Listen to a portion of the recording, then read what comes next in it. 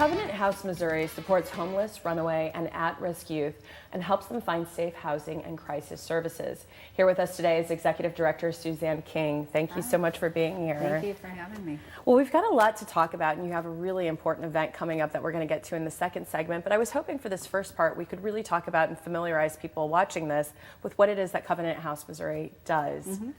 Yeah, so Covenant House, Missouri works with youth 16 to 21 who are either homeless or have experienced homelessness or been victims of human trafficking. Okay. And so we have two different residential programs, a short-term crisis program where youth can stay up to 45 days, and then a longer-term transitional living program where they can live up to 2 years. And then we have a host of support services like education and employment and counseling that we offer our youth as well. Mm-hmm. And then we do both safe and street outreach, where we our team drives around in a van and looks for youth who are homeless and tries to give them either resources or bring them into our crisis program. And so Covenant House itself is a international really, right. Organization, is that correct? Right, yeah. So Covenant House International was developed in 1968 by a Franciscan priest who was a college professor at the time, asked his students to, write a paper on what you're going to do to better the world. Of course, they asked him what he's going to do, and he's like, I have to pray. Well, it was a fall evening, a knock on the rectory door. A young boy was standing there saying, are you the priest that helps kids? And he's like, what do you need? I have no place to stay.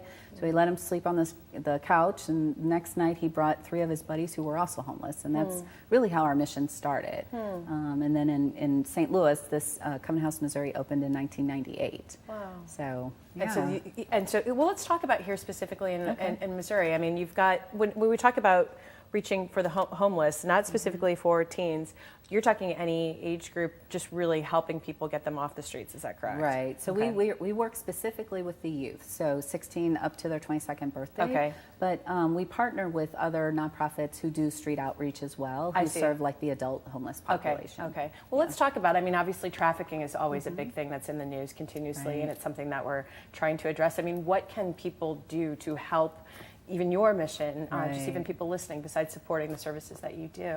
Well, it's with human trafficking, St. Louis is one of the top cities across our country for human trafficking, which is just astounding to think about. I was born and raised here, and to think that our community is so heavily inundated with human trafficking issues. And I have heard that. Is that because of just the geographical location of St. Louis? Yeah, we're such a gateway. We have both the river, the railways, the highways that all kind of pass through the state. It's very easy access for people. So it's, when you say human trafficking, you're really talking about labor and sex trafficking. So we partnered with Loyola University. They did a study across 13 Covenant House sites, actually, to look at human trafficking and our youth, and is there a connection between the two. And we found that 1 in 5 of the youth in St. Louis had been, that we were serving, had been victims of either labor or sex trafficking. And the thing, you see posters in our community on telephone poles, and they'll have these phone numbers, call for work. And these guys play this huge mind game on these kids, and they're like, I'm going to make you, I'm going to help you travel the country. And so they'll take them. We had 2 girls that they took up to Iowa in the middle of the winter, and they were supposed to sell these magazine subscriptions. Well, they promised them all kinds of things, but when they get to Iowa, they take their cell phones, they completely isolate them from anybody that they know, so they can't call anybody. And if they don't meet those quotas, then they punish them by not feeding them or having them sleep out in a van in the middle of winter in Iowa.